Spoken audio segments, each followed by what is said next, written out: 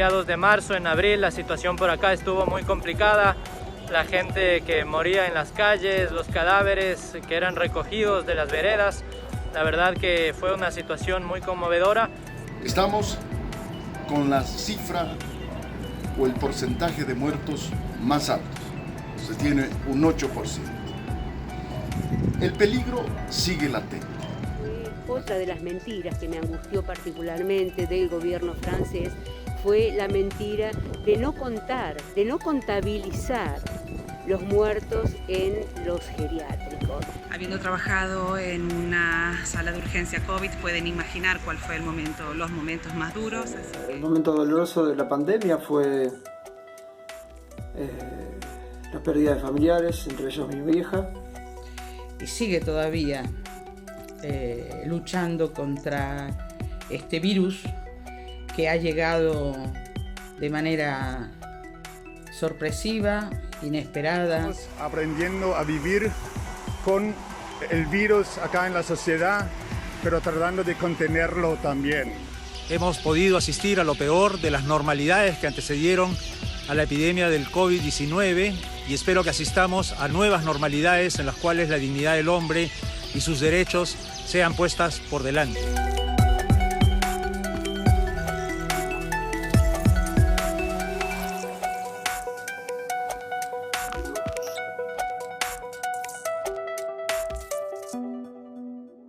Bueno, este era el inicio para comenzar a poder hablar de tu libro. Rodrigo, ¿qué tal? ¿Cómo estás? Buenas tardes. Bueno, buenas tardes, Paula, vos y a quienes se han sumado a la transmisión. La verdad que escuchar hablar y verlos a estas voces que aparecen en el libro, hablar ahora, en septiembre, en octubre, con cierta o relativa tranquilidad en algunos de los países en los que están, no en todos, como habrán visto en el video, en los que están en Europa hablan de un rebrote y de convivir con el virus, los que están en Sudamérica hablan de otra realidad, todavía con un virus más presente. En principio, cuando veía el video recién, lo que se me ocurrió, pensaba, fue cómo fue que surgió todo esto, porque toda esta gente que aparece en el video, algunos son gente que conocía de antes, otros los fui conociendo en el camino, y la primera sensación que me aparece es pensar en algo que aprendí en este recorrido de estos meses, que es la pandemia que tenemos este año, en 2020, que nos está marcando, no es la primera vez que la humanidad pasa por algo así. Hemos tenido varias experiencias. Inclusive en la solapa del libro hay un texto que aporta Oscar Botazo, que enseña historia de la medicina y de las enfermedades, y aprendí mucho de él.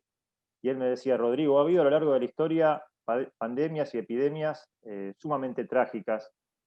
Lo que no había era la cantidad de medios de comunicación que tenemos hoy. Esta es una pandemia nueva, no solo para nosotros, porque nunca habíamos pasado por una experiencia así, porque la última era de 1918, por lo tanto cualquiera de nosotros está aprendiendo a tener una pandemia mundial, sino que es la primera vez que hay posibilidad de transmitirla en tiempo real, que fuimos viendo cómo empezaba en China con esos, yo decía los trajes de astronauta que iban fumigando las calles, o el hospital que se construía en 10 días. Bueno, aprendimos a que eso era transmisión, información todo el tiempo, y en ese contexto a mí me pasó que esto que estamos hoy presentando y convirtiendo en un libro es qué podíamos hacer desde el periodismo, desde la comunicación, que aportar algo en este contexto de tanta información. Yo suelo decir esto, cualquiera de mis hijos en un teléfono googlea coronavirus España y enseguida tiene links a cantidad de muertes, contagios, datos, fotos, y uno dice, bueno, ¿qué es lo que puedo como periodista aportar en este contexto?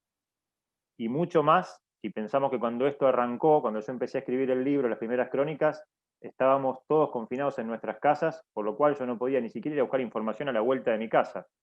Y ahí surgió esto de empezar a armar una red, buscar fuentes, buscar contactos. Como vos decías recién, la información suele estar dada por los gobiernos, por los medios de comunicación, por las agencias, y también está la gente, que te puede contar cómo se vive la pandemia en Dinamarca, en Perú, en México o en Ecuador. Algunos pueden ser, como en el caso de alguna gente que está en el libro, periodistas, que estaban más en contacto directo con la información, otros desde la información que como ciudadano podían tener, médicos también. Bueno, se fue armando una red de gente que aportaba esto que para mí es lo que el libro se propone. En este mar de tanta información que tenemos todo el tiempo, contar historias mínimas, podemos decirlo, historias humanas, un relato donde vos leas lo que pasó en Nueva York con la pandemia y encuentres una persona que te lo cuenta como si está hablando con vos en una mesa de café, o en la sobremesa de una comida en tu casa de familia, y así podés, en mi impresión es que te acercás de otro modo a la información, te resulta más cercana. Ese es, si se puede decir, un resumen de cómo el libro empezó a parirse y qué terminó siendo. Y a lo largo de lo que fuiste trabajando o haciendo, ¿qué fue lo que fuiste descubriendo, digamos? Porque en un principio a lo mejor vos comenzaste con una idea y a medida que ibas avanzando en esa recolección, en esos testimonios y en esas charlas, sin duda que algo se fue modificando. Sí, bueno, varias cosas. En primer lugar, cuando empecé a escribir, como nos habrá pasado a todos quienes estamos ahora participando de la presentación, no teníamos, creo que si poníamos en un papelito en el mes de marzo, el 20 de marzo, cuando se inicia la cuarentena en la Argentina, qué esperábamos estar haciendo un 21 de octubre, y estoy seguro que nadie hubiera acertado. Ninguno de nosotros hubiera imaginado estar tantos meses después, todavía con la pandemia en tiempo tan presente. Pero primero escribía de cosas que pasaban lejos. Hablar sobre lo que pasaba con el virus en Nueva York o en Italia ya no era ciencia ficción como al principio, que parecía lo de China, pero era todavía algo lejano. Cuando empezó a acercarse el virus a la Argentina, era como que también la búsqueda de información y las notas estaban más vinculadas a contrastar con lo que pasaba en el país. Me parece que también hubo algo de eso. Y en el recorrido, Damián Schwartzstein es uno de los que está hoy como invitado para charlar y para hablar. Este libro es un conjunto de voces. Yo le pongo en todo caso el nombre, la firma, pertenece al libro a Rodrigo, pero hay un conjunto de voces, es un coro de voces que son protagonistas. Quien participaba desde España, desde Nueva Zelanda, Australia, México, está ahí también en la presentación Jorge Biancotti, un gran amigo y colega. Desde Madrid, él brindaba información que aportaba a lo que terminó siendo el libro. Damián, por eso lo nombré, muchas veces antes de terminar una crónica me asesoraba, me aseguraba una mirada que me permitía decir, Rodri, mira, acá está la historia para contar. Los compañeros y compañeras del Ciudadano también, es decir, la búsqueda iba haciendo esto que dije en el principio, encontrar que haya una historia para contar. Datos tenemos muchos, pero la idea era buscar una historia. Damián, y vos leíste, bueno, algunas crónicas, también escribiste algo en el libro y asesoraste de alguna manera. ¿Qué te parece esto de poder hacer que hablen las personas que por ahí no son conocidas, que no están en la pública, y que nos cuenten lo que les pasa y que nosotros podemos un poco acercarnos a sus realidades, ¿no? A mí me pasaba que cuando Rodri me mandaba las crónicas, antes de publicarlas, algunas, no, las primeras creo que ya estaban publicadas en El Ciudadano, y me estaba mostrando un poco lo que estaba haciendo, y después también me pasó que esto que él comentaba, que me mandaba y me consultaba qué me parecía determinada cosa, me alucinaba, porque era la posibilidad de acceder a otro relato, a otro costado de la historia de las personas que estaban atravesando la pandemia, en un momento en que además todavía nosotros nos parecía, no digo algo que no iba a llegar, pero todavía no ocurría. En el momento en que eso pasaba, en Rosario eran esos días en los que había 0 casos o no había. Y bueno, entonces, por ejemplo, me acuerdo que una de las primeras que me pasó fue la de Londres, y a mí me pareció alucinante la historia que contaba, digamos, ¿no? Y era algo que iba a llegar acá, pero era algo que no había llegado y que estaba contado desde un lugar que nosotros no estábamos leyendo, porque nosotros sí veníamos leyendo lo que pasaba en Europa, cómo el virus avanzaba desde Asia hacia Europa, se metía en Italia, se metía en España, se metía en Inglaterra, pero un poco como decía Rodrigo, lo veíamos más desde los números, desde los desbordes de los sistemas de salud, en el caso de Italia, en la cantidad de muertos, en la cantidad de infectados, pero acá había de alguna forma, a través de las fuentes que Rodrigo consultaba, había un relato de la vivencia, de lo que pasaba en la calle, de lo que pasaba en las casas, de las sensaciones personales de las personas que estaban conviviendo ya con un virus que estaba por llegar acá, pero todavía no había llegado. Entonces me resultaba sumamente interesante, y por eso la sensación que me genera el libro en general es que esta posibilidad de acceder a estas historias, de alguna forma, y de ver cómo en otros lugares se enfrentaba el coronavirus, la pandemia, también nos puede ayudar a entender cómo nosotros la enfrentamos hoy, cómo la vivimos hoy en nuestro pico de contagio.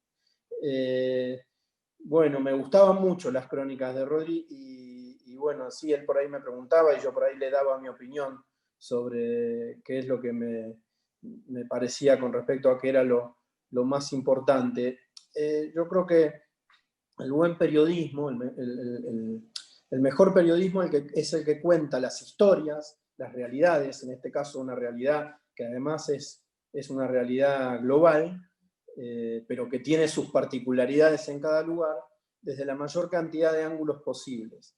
Y esto, lo que Rodri nos traía a nosotros desde afuera, que además no teniendo la posibilidad de viajar, de ir a verlo, es tener como, de alguna forma, tamizada por una mirada propia y cercana como la de él, ver una historia desde la mayor cantidad de ángulos posibles, ¿no? Yo decía esto, ¿no? El buen periodismo es el que enfoca las cosas desde la mayor cantidad de ángulos posibles. Y Rodrigo nos traía una mirada a la cual nosotros no estábamos accediendo con las noticias que recibíamos sobre cómo se atravesaba el coronavirus en el mundo. Entonces me parece que desde ese lugar el libro es un aporte realmente muy valioso. Las crónicas fueron para mí, en el momento en que Rodri me las alcanzaba para que yo le hiciera una especie de edición o preedición, tenían esa riqueza.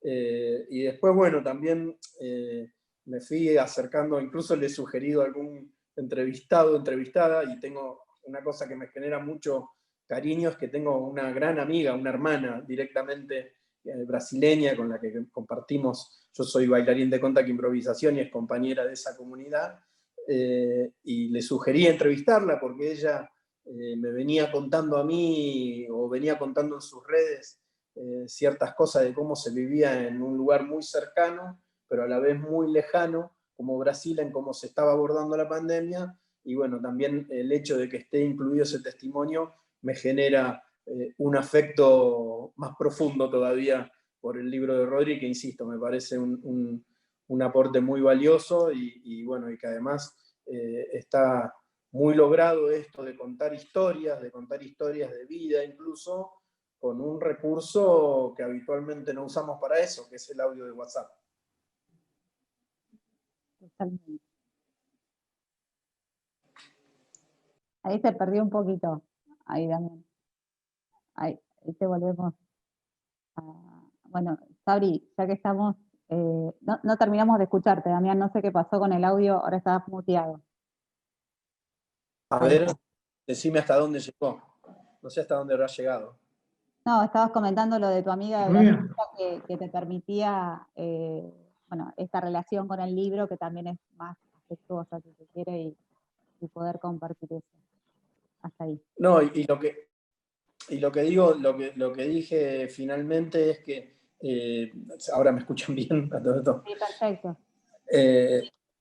Bien, lo que decía que además me parece muy interesante algo que es, digamos, si hablamos de cómo hacer periodismo en pandemia, bueno, el periodismo en pandemia no tiene las mismas herramientas que tiene el periodismo habitualmente. Generalmente cuando hacemos historias de vida, cuando hacemos retratos, vamos a la casa de la persona, quizás hacemos una llamada por teléfono, no sé, pero tenemos como un acercamiento, si se quiere, físico a las personas para poder contar historias de vida, y bueno, hoy eso no es posible, y bueno, de alguna forma eso nos pasa incluso en el trabajo cotidiano, y bueno, a mí me resultó también interesante esta cuestión de construir estas crónicas a través de los audios de WhatsApp, porque ese fue el medio que entiendo Rodri más usó para ir recolectando los testimonios, ¿no?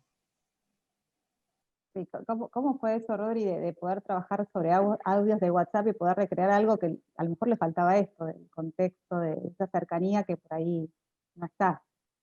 No está Mirá, ni en vos, ni en los cronistas, por ahí, cuando trabajamos en la radio, ni en un montón de espacios, ¿no?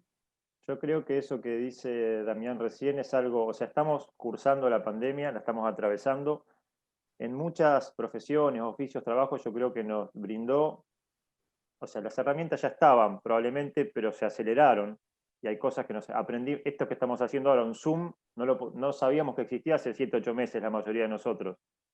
Y esto de hacer una crónica, un relato, acercarse a alguien a través de un audio de WhatsApp, también fue un aprendizaje en mi carrera profesional, nunca me había pasado.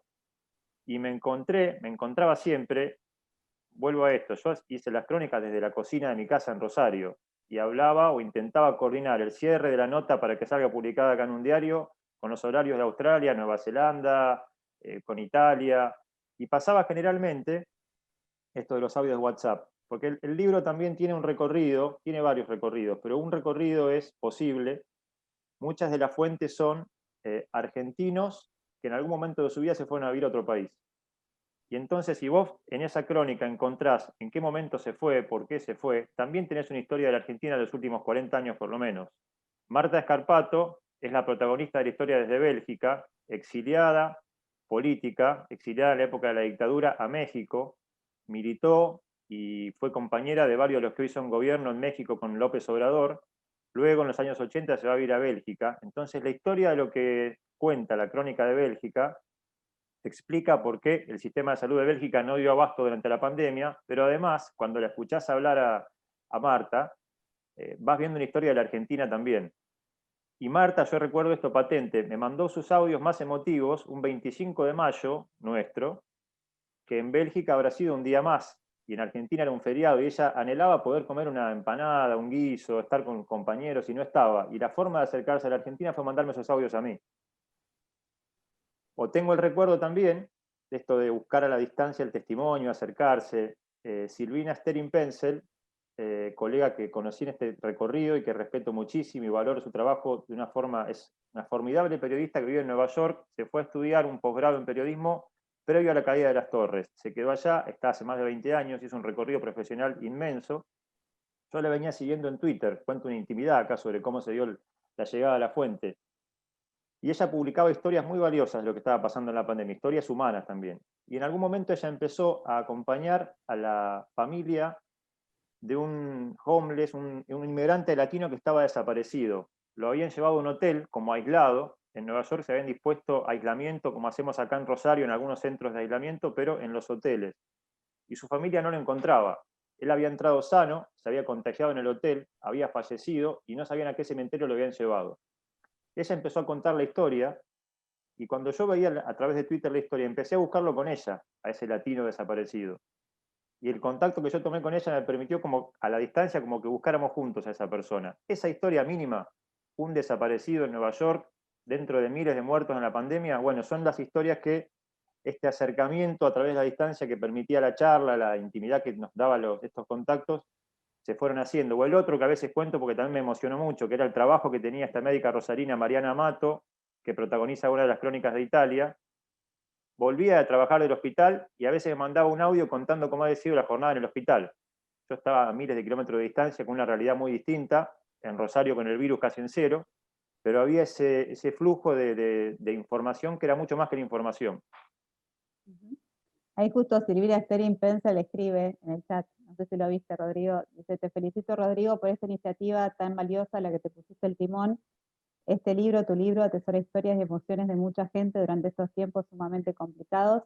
En este sentido nos une y nos da mucho alivio en esta coyuntura que nos impone distancia. Bueno, agradezco y como dije al principio, lo reitero cada vez que puedo, Paula. Andrés Actis en Madrid, o sea, no quiero nombrar a todos porque para mí me olvido de alguno, pero estas 29 crónicas tienen 29 protagonistas. Yo soy el puente para que eso se publique, pero cada historia tiene su protagonista. La última crónica, la de Rosario, el libro estaba por entrar a la imprenta con historias de todo el mundo, pero no de la Argentina. Me parecía que estábamos todavía muy prontos para poder escribir algo de la Argentina. Cuando estaba por entrar a la imprenta, 3 integrantes de la familia de un querido amigo mueren por el coronavirus. Y en charla, ofreciéndole la intimidad y la posibilidad de que si quería contar su historia en el libro, lo podía hacer, o publicarla, Adrián Miglerini, un gran amigo, y me dijo: sí, Rodri, quiero contarla. Y cuando escribimos esa historia, que es la última crónica del libro, me contó la historia de su familia, de su abuela que había vivido en Entre Ríos, y que inmigrantes, los bisabuelos, cómo se habían armado la familia con la otra, con la de al lado, habían construido su casa con mucho esfuerzo. Y la sensación que tuve cuando él la escribía, y que Adrián, que es quien cuenta la historia, me lo decía también, es las víctimas del coronavirus son números, cada vez más. Nosotros nos acostumbramos todos los días a que a las 7 de la tarde nos dicen la cantidad de contagios y de muertes, y son números, y atrás de ese número hay una historia de vida. Bueno, eso es lo que, vuelvo a decir, intenta el libro. Sabrina, y en tu caso, ¿qué es lo que pudiste, leíste algunas crónicas de Rodrigo, qué es lo que te transmitieron a vos, qué te produce poder ver el periodismo desde otro lugar, que a lo mejor no es lo que día a día uno hace en un medio que te demanda otra información y otra forma de trabajar, ¿no? Bueno, sí, un poco retomando lo que ustedes vienen diciendo y analizando, yo creo que bueno, que Rodrigo en este caso aprovechó dos cuestiones que me parece que nos marcan a todos los que escribimos, o bueno, hacemos periodismo radial, o como sea, ¿no es cierto? Los que nos gusta contar las historias. Bueno, que somos partícipes y testigos de un momento único, excepcional, impensado, que como ustedes decían, veíamos de lejos y de repente nos vimos envueltos en lo mismo que nos contaban otros de otras partes del mundo, y al mismo tiempo el desafío que Rodrigo también como escritor tiene, es formar parte. Generalmente los periodistas estamos acostumbrados a contar historias que le suceden a otros, y muchas veces el porqué de querer contar y publicar esa historia no es algo que nos compete. Y en este caso sí, la pandemia nos hace a todos un poco protagonistas. Y el desafío entre varios, por ejemplo, el poder abordar con seriedad cuestiones que tienen que ver con la medicina, la ciencia, en eso también encontramos un desafío a los periodistas. También está esto, ¿no? De poder traducir esos números, como dice Rodrigo, que nos informan diariamente en personas, ¿no es cierto? En lo que está viviendo cada uno. La posibilidad que tuvo Rodrigo, lo buscó, obviamente, por su interés y por su sensibilidad. Para mí es muy enriquecedor, digamos, poder contar esto lo que nos está pasando también en voces que habitan otros lugares del mundo. Rodrigo, tenemos otros testimonios también para compartir, cositas chiquitas, muy breves. Si quieren, los podemos compartir ahora como para seguir conociendo un poco a la gente que forma parte de tu libro. Dale.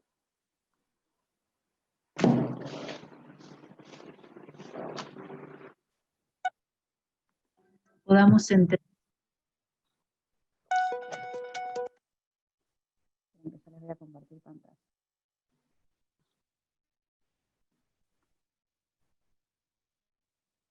Se fue. No, acá estoy. Estoy tratando de...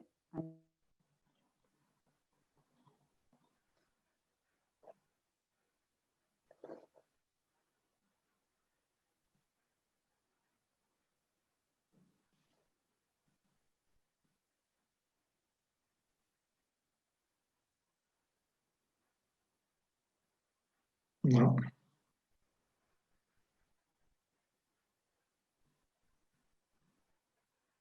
Fue la constatación de las muertes de los ancianos en las residencias. Eso creo que fue lo más duro que se ha vivido y casi que queda pendiente como decir quiénes fueron los responsables, porque fue inaudito lo que pasó ahí.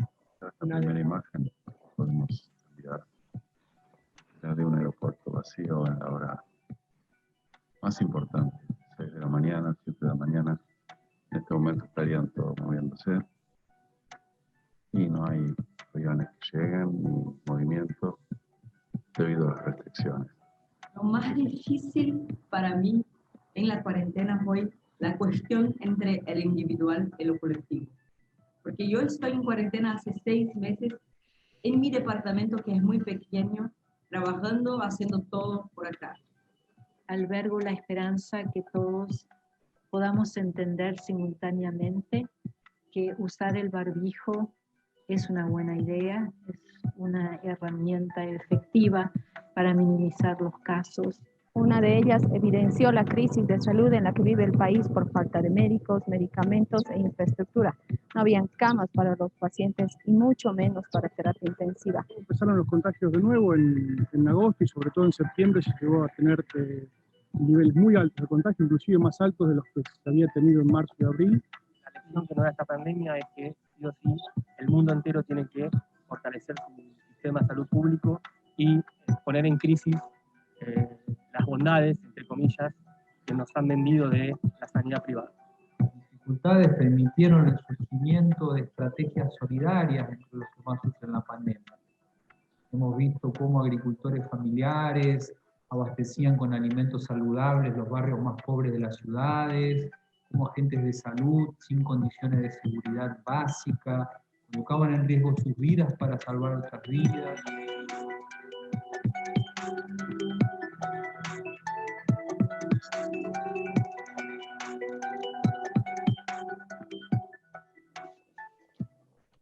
Bueno, ahí estábamos un poco, no sé si se escuchó bien, todo se vio bien, porque al principio no arrancaba, ¿sí?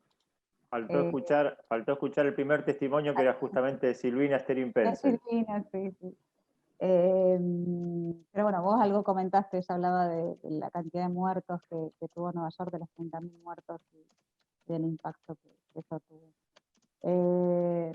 Rodrigo, lo interesante también es que cada uno va rescatando cosas diferentes, o sea, como que tampoco si bien hay algo que se sostiene, cada uno toma algo particular que tiene que ver con su propia evidencia, por supuesto.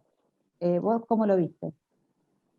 Mira, volviendo ahora a ver los testimonios de quienes, esta segunda tanda de testimonios, primero que es como vos decís, cada cual tiene su mirada desde la particularidad en la que cada cual vivía su realidad en la pandemia y el país en el que estaba. La realidad de las regiones rurales de Brasil no es la de Nueva York o no es la de Copenhague. En Copenhague, por ejemplo, quienes me mandaban información desde Dinamarca me comentaban ese clásico, podemos decirle para ellos nórdico, entre Dinamarca y Suecia, o Dinamarca, Noruega y Suecia, a ver a quién le iba mejor. Y ellos decían siempre, me lo han dicho varias veces, cuando en la Argentina se hablaba la estrategia sueca, decían, bueno, al resultado final hay que verlo dentro de un año o dentro de 2 años, siempre de una pandemia. Pero no obstante, lo que quería comentar a propósito de lo que vos me decías era, veo los testimonios y voy acordándome cuando tomé contacto con cada uno, y creo que en el libro pasa eso, cuando vos leas, cuando alguien se encuentra con el libro, en un pantallazo rápido de 180 páginas, que por ahí con un ratito cada día de leerlo, en 15 días, 10 días lo terminás de leer, porque son crónicas rápidas para leer, lo que tenés es un panorama más o menos democrático, parejo, de cómo le fue al mundo en la pandemia. Entonces puedes aprender un pedacito del sistema de salud europeo, de Dinamarca, de Noruega, de Alemania o de Italia. Podés aprender un pedacito de la economía de Perú, de México, de Ecuador, o viajar a la frontera de Estados Unidos y México para ver qué pasaba en ese contexto y por qué en todo caso había fallecidos ahí. No vas a encontrar, no es una enciclopedia de 2000 páginas de lo que pasó en el mundo, pero en un recorrido rápido, esto que vimos recién en el video pasa también en el libro, que es aprendés un poquito de cómo cada país actuó ante la pandemia. Y además, que esto es una experiencia ya particular, se armó como una red que es interesante, porque estamos hoy en octubre, y cuando suben los contagios en Francia, me mandan mensajes desde Francia y me dicen, Rodrigo, ayer tuvimos 5.000 casos, acá se cierra todo, publicalo o atento a esto, y me doy cuenta, que es lo que decía recién Damián o Sabrina, que te mandan información, que están cerrando bares a la noche en los países de Europa, y decís, bueno, mirá lo que está pasando en Rosario, lo que está pasando ahora allá sirve para aprender qué hacemos acá también. O sea, es una información que va como circulando. Damián, ¿y qué les pasa a ustedes dentro de la redacción con estas cuestiones, ¿no? La gente por ahí necesita descargar, a lo mejor en un medio, en un periodista, en alguien que decía Rodrigo, que de alguna manera establece un lazo afectivo, si se quiere, o de confianza, ¿Qué les pasa a ustedes en las redacciones puertas adentro?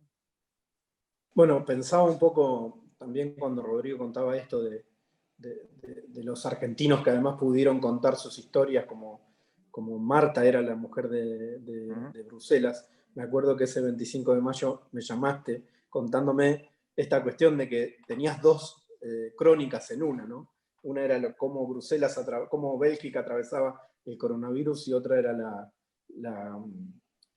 la historia de esta mujer y de lo que eso significaba con respecto a la mirada de la Argentina. Estaba comprando empanadas, además, ese día para mis hijas cuando me llamaste. Entonces, y escuchaba un poco lo que contaba recién, y entonces creo que también algo que no había pensado antes, Rodrigo se convirtió en un canal para toda esa gente, que además para toda esa gente que estaba lejos e imposibilitada de moverse de los lugares en los que se encontraba, como estábamos también nosotros, y se convirtió un poco en un canal de comunicación entre esas personas y sus historias. Eso realmente es muy interesante como función del periodismo también. Perdón que me fui a la pregunta, pero tenía ganas de decir. Y después, bueno, con respecto a las redacciones, con Sabrina convivimos en la primera etapa del coronavirus. Creo que pasamos por muchas etapas en lo que va de esta pandemia, que, como también dijo Rodri, se hizo más larga de lo que creíamos, ¿no? Fue primero muy intenso el trabajo, porque lo que encontramos, que todavía seguimos encontrando, pero sobre todo lo que encontramos en un primer momento, fue una demanda muy fuerte de información, de entender de qué se trataba lo que estaba viviendo el mundo y lo que estábamos por vivir nosotros, o cómo eso nos afectaba a nosotros, ¿no? Había una demanda muy importante por entender eso, y también para nosotros era movernos en un terreno, como decía Sabri, bastante desconocido, ¿no? Porque los periodistas que hacen ciencia son muy pocos, o los que hacían, ahora son más, y acercarse a esa información no era algo común para muchos de nosotros. Y bueno, creo que primero, en la primera etapa fue muy importante la responsabilidad en ese sentido, porque además circulaba mucha información no consolidada, digamos, ¿no? Llámale fake news, o a lo mejor no fake news, pero información que pedía una interpretación correcta para que esa demanda de informarse que había en nuestro público fuera satisfecha no solo con información, sino también con interpretaciones correctas, con interpretaciones responsables. Entonces creo que tuvimos que aprender mucho de eso, que probablemente también nos hayamos equivocado mucho en ese camino y que hayamos aprendido de los errores. Muchos médicos nos han incluso señalado eso en su momento, y estuvieron buenos los intercambios, porque bueno, por ahí también los periodistas somos un poco ansiosos, como el público, por encontrarnos con esa información, y yo creo que hoy estamos en otra etapa, donde realmente hemos aprendido un poco más sobre todo el mundo, ¿no? Los periodistas también, como todo el mundo, hemos aprendido un poco más sobre el virus, hemos aprendido un poco más sobre cómo es convivir con el virus, y bueno, hoy creo que es importante un poco lo que Rodri hace en el libro, que es contar las historias. Sabrina viene escribiendo unas historias alucinantes sobre eso, también las recomiendo, que las viene escribiendo Rosario 3, sobre situaciones, historias en pandemia, y creo que hoy por hoy un poco el foco pasa por, bueno, hoy justo, ayer Laura Vilche aquí en La Capital escribió una nota con un epidemiólogo que que decía, ahora no me acuerdo el apellido, el epidemiólogo, el nombre y el apellido, pero comentaba algo que el título de la nota era, bueno, al coronavirus no lo vamos a erradicar, vamos a vivir con él, quizás para siempre.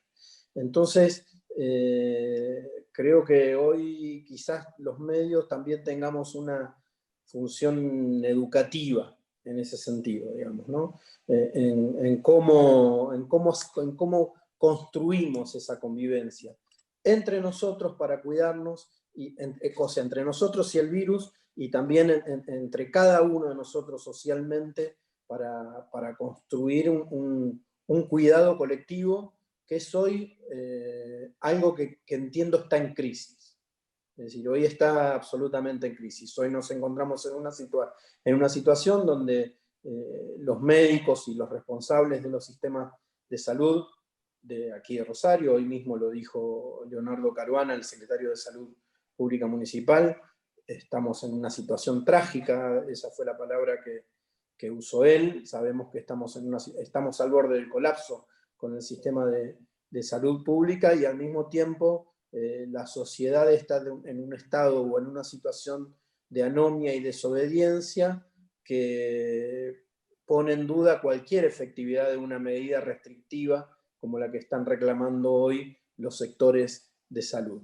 Entonces, creo que ahí tenemos una crisis importante, donde hay una responsabilidad muy importante, por supuesto, de los gobiernos, pero también de los medios de comunicación en cuanto a la función educativa que pueden tener en este llamado a la conciencia y la responsabilidad, que creo que es el llamado de la hora, digamos.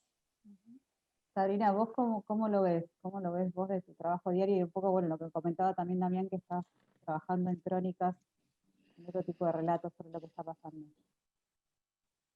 Bueno, sí, mira, no sé si puedo hablar en nombre del periodismo. Yo hablo personalmente, desde el primer momento sentí una gran responsabilidad. Si nunca habíamos transitado una pandemia, tampoco, por lo menos yo como trabajadora de prensa, nunca había estado trabajando en un marco de ese tipo, donde, bueno, hay muchas cuestiones a tener en cuenta. Yo creo que es la primera vez que en el periodismo nosotros hasta ahora, si nos ponemos a pensar, podíamos hacer de puente o de difusor de cuestiones, no sé, campañas de vacunación, detección temprana de alguna enfermedad, pero esta cuestión de poder instalar y comunicar medidas restrictivas, que ya, digamos, traspasa la cuestión de la recomendación o la sugerencia, y analizarlas, a mí particularmente se me hizo, digamos, se me hace complicado, me parece que es complejo. Y a través de los meses, como decía Damián, esta aparición de resistencia de parte de la población a atender las medidas, también nos pone a los periodistas, o por lo menos a mí como periodista, en un dilema. Es difícil, digamos, instalarse o promover cuestiones que una considera que son las que tienen que hacerse, las que son, digamos, sugerir, bueno, recomendaciones que baja el Ministerio de Salud, y en el mismo momento también se contraponen necesidades económicas, cuestiones psicológicas, y todas son atendibles. Entonces, me parece que las mismas contradicciones y problemáticas que tiene cada persona en su casa, ni hablar de las autoridades ejecutivas, también las tenemos dentro de una redacción. Estamos constantemente decidiendo qué se publica, qué no, cómo se publica, de la misma manera que después en casa tenemos que decidir si mandamos a nuestro hijo un cumpleaños, si vamos a festejar el Día de la Madre a un bar como corresponde, o bueno, decimos que sí a una... O sea, constantemente estamos tomando decisiones y eso me parece que también nos atraviesa a las redacciones. Y hay otro condimento que tiene que ver con que queremos ser leídos y escuchados. Entonces, también tenemos que tomar la temperatura a las audiencias, muchas veces cotejar si lo que nosotros consideramos importante es lo que está necesitando del otro lado el que oye o el que lee o escucha. Entonces, me parece que sí, que es un momento muy, muy, muy complejo y que vamos aprendiendo, como decía Damián, o sea, no solamente a poder volcar información de origen científica, sino también a cómo hacerlo. Quizás hay muchas cosas que estamos haciendo mal, otras bien, eso, bueno, nos lo va a demostrar el tiempo. Y mientras tanto, bueno, los relatos de personas que son personas como nosotros, que tienen que convivir con el virus, son muy enriquecedoras, siempre lo fueron, en realidad, siempre lo fueron. Escuchar las voces de quienes tienen, digamos, que vivir ciertas situaciones que conmueven, siempre fueron valiosas para el periodismo. Y hoy en día creo que son quizás la posibilidad que tenemos de llevar estos mensajes que les decía que son muy complejos, a veces de bajar, cuando una persona, cuando el oyente o el oyente se siente identificado con un vecino, con una vecina, con un compañero, y lo dice esa persona, quizás a veces es más palpable que otras voces, que las voces de las autoridades, por ejemplo. Entonces, bueno, yo creo que es un tiempo que nosotros estamos todo el tiempo, estamos constantemente ensayando también, ¿no es cierto? Probando una, otra cosa, sumando. Es complejo, es muy complejo. Sí, creo que esto que decíamos en un principio, y que vos estabas terminando de hablar recién, Sabrina, que tiene que ver con esto, que somos también protagonistas de este hecho, que también nos forma parte, nos atraviesa, nos angustia a nosotros personalmente, al grupo con el que trabajamos, convivimos, y en eso construir un relato, y en eso tener en cuenta todas esas cuestiones que tienen que ver con las audiencias, que tienen que ver con la credibilidad del medio, que tienen que ver con las fuentes, que tienen que ver con variables que por ahí a la hora de leer una nota, o de ver una nota, o de leer una crónica, la gente que la lee no la tiene en cuenta, pero los que la hacen lo tienen que tener en cuenta. Rodrigo, volviendo un poco y terminando ya y cerrando un poco para una reflexión final, si se quiere, o de esta parte, porque creo que da mucho para hablar y que seguramente nos vamos a seguir encontrando. Creo que son espacios que sirven para esto, para poder escucharnos entre nosotros y compartir experiencias y miradas. Bueno, ¿con qué querés cerrar? ¿Qué te parece bueno, me parece que a lo mejor también esto que vos decías, que te vuelven a llamar para contarte lo que está pasando ahora, creo que el rebrote en diferentes partes del mundo también alienta nuevas historias, y lo que pasa acá en la Argentina sin duda también. Sí, también, bueno, para terminar, primero agradecer a cada una de las personas que se pudo conectar y estar presente, invitarlos a que puedan buscar el libro, que están en Rosario, si no, si están en otras partes del país o del mundo, veremos de qué forma llega, porque irá llegando de a poco, pero a propósito, dos cosas para cerrar. De lo que decía Damián, me quedaba una escena, una imagen, ¿no? Cuando yo empecé a hablar de cómo surgió la idea del libro, cuando yo empecé a escribir las crónicas de lo que pasaba en Nueva York, en Europa, a las 9 de la noche se aplaudía desde los balcones religiosamente. El personal sanitario, que no tenía mayor tarea en ese momento, no estaba sobrecargado, ni desbordado, ni estresado, solo aplaudía religiosamente, que era lo que pasaba en Italia y en España. Repetíamos el ritual y eran héroes. No teníamos contagios ni casos en Rosario. Cuando terminé, en la última crónica del libro, el personal sanitario está en la tapa de los libros o en las radios diciendo no damos más, aprieten el botón rojo, regulen las actividades, no paramos de atender gente y no damos más, y sin embargo nadie los aplaude. O en marzo, cuando empecé a escribir el libro, cuando empecé con la primera crónica, la tapa de todos los diarios del país era: al virus le ganamos entre todos, y poco a poco nos fue comiendo a la grieta, que celebro, la verdad que celebro que el periodismo rosarino, yo soy un orgulloso y defensor del periodismo que tenemos en Rosario.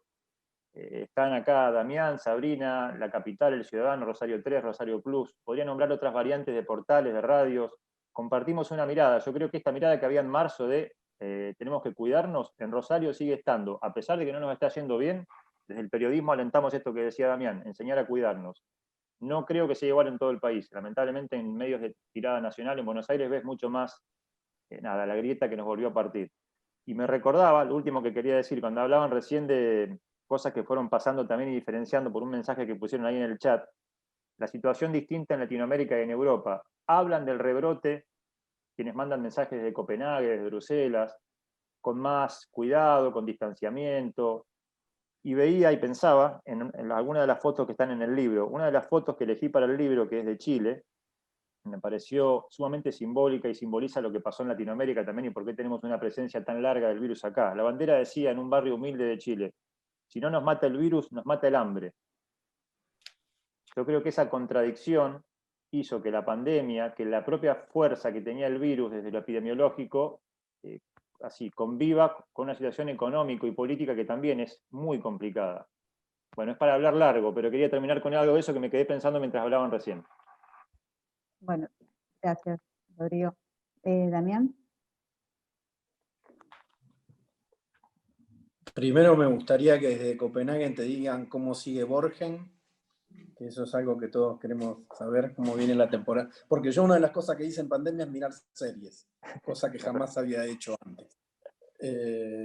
No, bueno, felicitaciones, Rodri, por el libro. Realmente me parece que es un gran laburo.